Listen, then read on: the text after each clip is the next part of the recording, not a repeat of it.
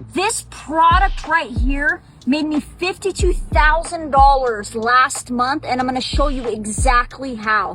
So what I did is I sent the product to different UGC creators. Those are user-generated content creators, where you send them the product and they create multiple videos for you so you could start advertising the products or running organic content.